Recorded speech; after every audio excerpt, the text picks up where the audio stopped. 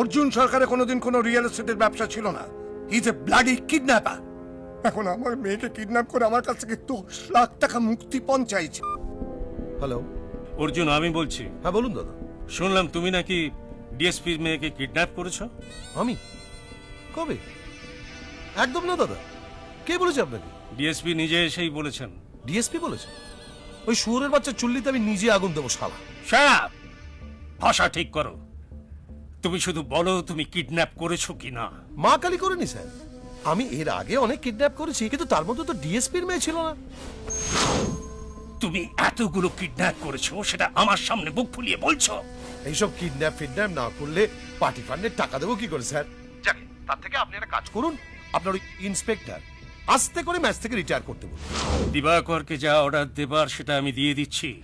ও আমার সামনেই আছে। দিবাকর, স্যার, আগামী 48 ঘন্টার মধ্যে আমি অর্জুন সরকারকে আমার সামনে দেখতে চাই না। ওকে হয় লক আপে নয় মর্গে দেখতে চাই।